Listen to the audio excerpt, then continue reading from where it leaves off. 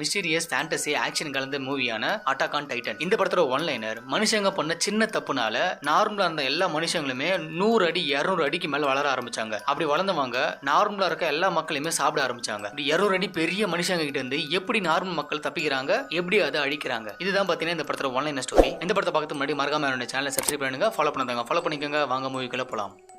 100 வருஷத்துக்கு முன்னாடி டைட்டன்ஸ் உருவாச்சு. இந்த டைட்டன்ஸ் எல்லாம் மனுஷங்களை தின்னு இருக்கிற உலகத்தை மொத்தமா அழிக்க ஆரம்பிச்சிச்சு. அதனால டைட்டன் கிட்ட இருந்து தப்பிச்ச எல்லா மக்களும் ஒன்னா சேர்ந்து ஒரு பெரிய வாளை உருவாக்குனாங்க. அந்த வால்னால கிட்டத்தட்ட 100 வருஷமா எந்த ஒரு டைட்டனும் மக்கள் அட்டாக் பண்ணவே இல்லை. எல்லாரும் அந்த வால்குள்ள சேஃபா இருக்காங்க. ஆனா 100 வருஷம் ஆனதுனால இந்த செவரு எப்ப வேணா கீழே விழுந்து உடையலாம், எப்ப வேணா டைட்டன்ஸ் உள்ள வரலாம் அப்படின்னு ஒரு வாய்ஸ் ஓவர் ஓடி அப்படியே இந்த படத்தை ஓபன் பண்றாங்க. இப்போ அர்மின் மிகாசா 2 பேருமே சேர்ந்து எரின்ற ஒரு பையனை மீட் பண்றதுக்காக அவன் எங்க இருக்கான்னு தெரிஞ்சு அவனை தேடிட்டே வராங்க. இப்படி வந்தவங்க எரினை மீட் பண்றாங்க. இப்போ எரின் கீழே இருக்கிறது வெடிக்காம யூஸே இல்லாத ஒரு பாம். 100 வருஷத்துக்கு முன்னாடி டைட்டன் அழிக்கிறதுக்காக நிறைய பாம்ஸ் போட்டிருப்பாங்க வானத்துல இருந்து கீழே. ஆனா அதுல ஒரு பாம் மட்டும் வெடியவே இல்லை. இப்போ அந்த பாம்புக்கு மேல தான் எரின் நின்னுட்டு அவங்க ஃப்ரெண்ட்ஸ் கிட்ட இப்ப நான் அந்த பாம்பை வெடிக்க போறேன்னு சொல்லிட்டு கொஞ்சம் ஃபன் பண்ணிட்டு இருக்கான். இப்படியே எரின் நல்லா ஃபன் பண்ணிட்டு இருக்கான். அந்த டைம் அந்த மிசைல்ல இருந்து ஸ்லிப்பாய் கீழே விழுறான். இப்படி கீழே விழுறத பார்த்து 2 பேருமே சிரிக்கிறாங்க. அப்ப எரின் ரொம்ப சுகமா இருந்து நம்ம கிட்டத்தட்ட நம்ம பிறந்ததுல இருந்து இப்போ வரைக்கும் இந்த பெரிய சவுத்துக்குள்ள தான் வாழ்ந்துட்டு இருக்கோம். இந்த சவுத்துக்கு மேல என்ன உலகம் இருக்குன்னு சொல்லிட்டு நம்மளுக்கு தெரியவே இல்லை. அப்படிப்பட்ட உலகத்தை நம்ம எப்படியாவது பார்க்கணும் அப்படின்னு சொல்லும்போது அதுக்கு மத்த 2 ஃப்ரெண்ட்ஸும் இந்த சவுத்துக்கு பின்னாடி நிறைய டைட்டன்ஸ் வாழ்ந்துட்டு இருக்கு, அந்த டைட்டன்ஸ் கிட்ட இருந்து நம்ம தப்பிக்கணும் தான் நம்ம இந்த வாழ்க்குள்ள இருக்கோம் அப்படின்னு சொல்லும்போது அதுக்கு எரின் கிட்டத்தட்ட ஒரு 100 வருஷமா அந்த டைட்டன்ஸ் யாருமே பார்த்தது இல்ல,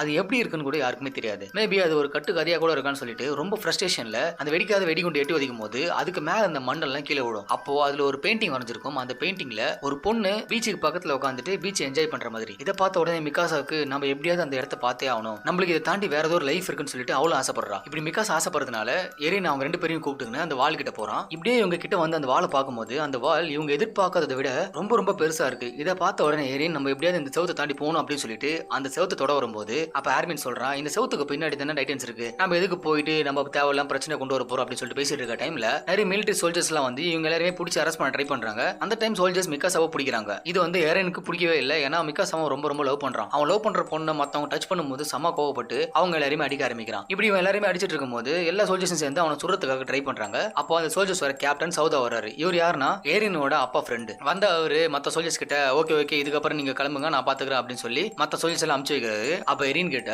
உனக்கு இந்த வாழை தாண்டி போகணும்னு ஆசை வந்துச்சு எனக்கு தெரியும், ஆனா நீ அதை பத்தி கவலைப்படாத, மிலிட்டரி ஆஃபீஸர் எல்லாம் ஒன்னா சேர்ந்து இந்த வாளுக்கு பின்னாடி என்ன இருக்குன்னு சொல்லிட்டு எக்ஸ்ப்ளோர் பண்ண போறாங்க. அப்படி எக்ஸ்ப்ளோர் பண்ணி எந்த ஒரு ப்ராப்ளம் இல்லைன்னு தெரிஞ்சுச்சுன்னா நம்ம கண்டிப்பா இந்த செவுத்தை விட்டு வெளியே போயிருவோம் அப்படின்னு சொல்றாரு. இதை கேட்ட எரின் கொஞ்சம் ஹாப்பியா வர டைம்ல அந்த டைம் எர்த்துக்கோய்க்கு வந்த மாதிரி அவங்க இருக்கிற இடம் ஆடுது, மேல இருந்து செவுர்லாம் உடஞ்சு கீழே விழுற மாதிரி இருக்கு. அப்ப மத்தவங்க எல்லாருமே என்ன எர்த்துக்கோய்க்கு வருதுன்னு சொல்லிட்டு யோசிச்சுட்டு இருக்க டைம்ல அப்போ ஒரு இடம் மட்டும் பாத்தீங்கன்னா யாரோ ஒருத்தவங்க எட்டி ஒதுக்கிற மாதிரி இருக்கு. அப்ப மத்தவங்க எல்லாருமே இல்ல இது எத்துக்கோய் கிடையாது, யாரோ ஒருத்தவங்க வாலண்டரியா உடைக்கிற மாதிரி இருக்குன்னு சொல்லிட்டு பேசிட்டு இருக்க டைம்ல ஒரு பெரிய டைட்டன் வெளியே வருது. இந்த மாதிரி ஒரு டைட்டனை யாருமே இது வரைக்கும் பார்த்ததே கிடையாது. ஏன் இத்தனைக்கும் 100 வருஷமா எல்லாருமே அட்டாக் பண்ற நார்மல் டைட்டனு இந்த பெரிய டைட்டனை விட ரொம்ப ரொம்ப குட்டி சைஸ். ஆனா இந்த டைட்டன் வந்து ரொம்ப ரொம்ப பெருசா இருக்கிறத பார்த்து மத்தவங்க எல்லாருமே செம்ம ஆச்சரியப்படுறாங்க. இப்பதான் எல்லாருமே சேர்ந்து இவ்வளவு பெரிய டைட்டனை பாக்குறாங்க. இப்படியே இந்த பெரிய டைட்டன் செவுத்து அடிச்சு ஒரு பெரிய ஓட்டை உருவாக்குது. ஓட்டையை உருவாக்கிட்டு அதுக்கப்புறம் அது மறைஞ்சு போயிருது. அப்ப அந்த செவுத்தோட ஓட்டையில இருந்து நிறைய டைட்டன்ஸ் வெளியே வருது. இந்த டைட்டன்ஸ் எல்லாம் இதுக்காக தான் வெயிட் பண்ணிட்டு இருந்த மாதிரி நிறைய உள்ள வர ஆரம்பிக்குது. இதெல்லாம் பார்த்து கொஞ்சம் வித்தியாசமா இருக்கு. இப்படி வரதை பார்த்து சவுதா எல்லா சோல்ஜர்ஸையும் அட்டாக் பண்ணுங்க அப்படின்னு சொல்றதுனால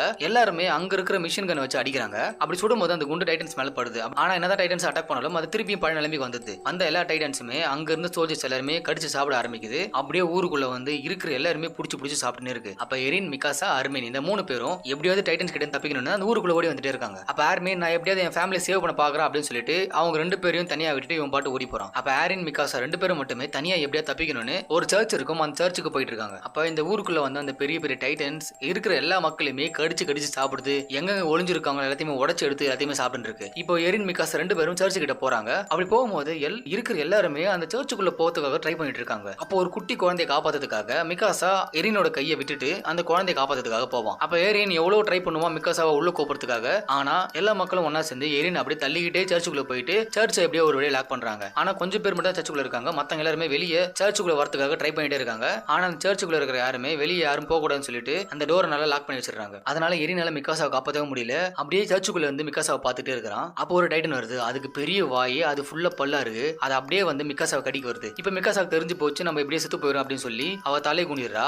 அந்த டைம் அந்த சர்ச்சுக்கு வெளியே வெடிக்கிற சவுண்ட் கேக்குது. சடனா எரின் கீழே விழுறான். கீழே வந்து திருப்பி எழுந்து பார்க்கும்போது அந்த இடத்துல மிகாசாவை காணும். அந்த பெரிய டைட்டனையும் காணும். என்னோட லவ்வர் மிகாசாவா அந்த மிருகம் கொன்னுச்சா அப்படின்னு சொல்லிட்டு அந்த சர்ச் விட்டு எப்படி வெளியே வந்துடுறான். வெளியே வந்த உடனே மத்தவங்க எல்லாரும் அந்த சர்ச்சை லாக் பண்ணிடுறாங்க. வெளியே வந்து எரின் அந்த இடத்த பார்க்கும்போது அந்த இடத்துல மிக்காசாவும் காணும். அந்த ஊரே டோட்டலா நாசமானது பாக்குறான். அப்போ அந்த சர்ச்சுக்குள்ள இந்த மக்கள் எல்லாரும் அலற சவுண்ட் கேக்குது. என்னடா திரும்பி பார்க்கும்போது நிறைய டைட்டன்ஸ் எல்லாம் ஒன்னா சேர்ந்து அந்த சர்ச்சோட ரூஃபை ஏதோ அட்டை பாக்ஸ் மாதிரி உடைச்சு எடுத்து அந்த உள்ள இருந்த எல்லா மக்களையுமே சாப்பிட ஆரம்பிச்சிச்சு. இப்படி இந்த அட்டாக்ல இருந்து தப்பிச்ச எரின் அப்படியே சோகமா நடந்து போயிட்டே இருக்கிறான். அப்படியே அங்க கட் பண்ணி 2 வருஷத்துக்கு அப்புறம் ஜெனரல் கூபல் பேலன்ஸ் இருக்கிற இந்த உலகத்திலேயே கடைசியா இருக்கிற சோல்ஜர்ஸ் கிட்ட நம்ம இந்த மாதிரி 2 பெரிய செவருக்கு நடுவில் தான் 100 வருஷமா எந்த ஒரு ப்ராப்ளம் எல்லாம் வாழ்ந்துட்டு இருந்தோம். ஆனா வெளியே இருந்த பெரிய செவரு உடஞ்சதுனால நிறைய டைட்டன்ஸ் எல்லாம் உள்ள வர ஆரம்பிச்சிச்சு. நம்ம இப்ப செவத்துக்குள்ளதான் விவசாயம் பண்ணிட்டு இருந்தோம். எல்லாருக்கும் ஃபுட் சப்ளை அங்க இருந்தா வந்துச்சு. ஆனா இப்போ எந்த ஒரு விவசாயம் நடக்கல. எல்லா மக்களும் பசி பட்னியால சாவ ஆரம்பிக்கிறாங்க. சாப்பாட்டுக்காக மக்களே அவங்கள அடிச்சுக்கிட்டு சேர்த்துக்கிட்டு இருக்காங்க. சோ இப்போ நம்ம எல்லா மக்களையும் காப்பாற்றணும். அதுக்கு இருக்கிற ஒரே வழி அந்த உடஞ்சு போன செவரை எப்படியாவது மூடணும். ஆனா அந்த இடத்த ரீச் பண்றதுக்கு முன்னாடி நிறைய டைட்டன்ஸ்